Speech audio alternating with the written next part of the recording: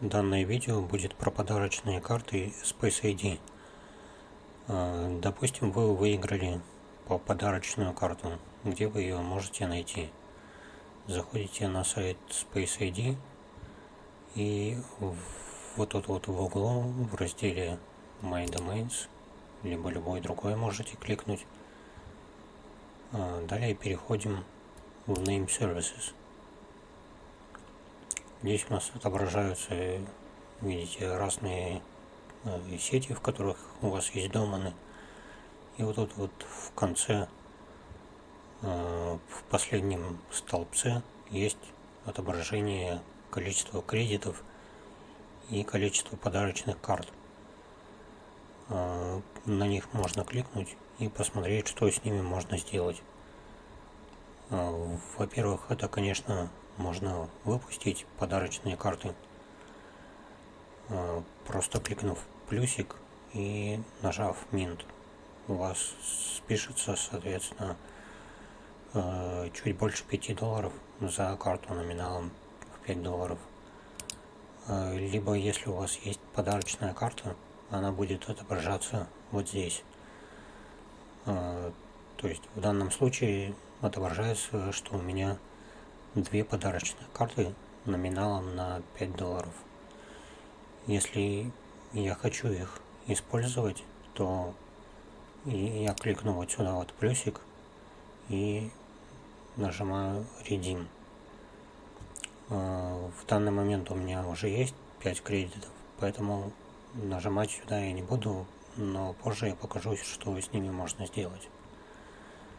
Далее вы можете эту подарочную карту передать кому-нибудь еще. Просто вот на вкладке Transfer ввести в поле Recipient Domain адрес получателя. Допустим, вы нажали кнопку Redeem, и у вас теперь есть кредиты. Что с ними можно сделать? В своих доменах вы можете выбрать любой домен и, выбрав его, например, вот я выберу Tasty Coffee, вы можете его продлить, срок его регистрации. Для этого достаточно указать вот эту вот галочку, и у вас будут использоваться кредиты вместо баланса BNB. Продление при этом не будет абсолютно бесплатным, но будет практически бесплатным. Также, используя эти кредиты, можно оплатить регистрацию нового домена. Допустим, я хочу зарегистрировать домен Recap 547. Вот я его выбираю в списке и говорю Use BNB Credits. Опять же ставлю галочку, и он опять же становится практически бесплатным для регистрации. Если у вас есть домены 3 или 4 символов, то их продление вам тоже можно сэкономить с помощью подарочных карт.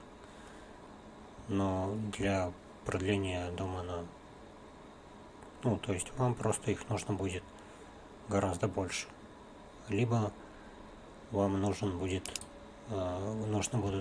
подарочные карты номиналом $160, либо $650, соответственно.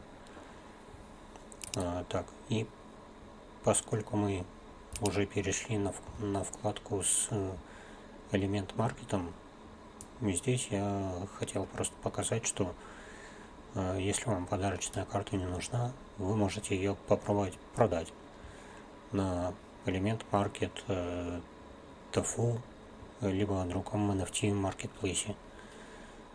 В данный момент подарочная карта номиналом на $5 продается меньше, чем за $4. Исходя из этого, можно сделать вывод, что с помощью подарочных карт можно довольно хорошо сэкономить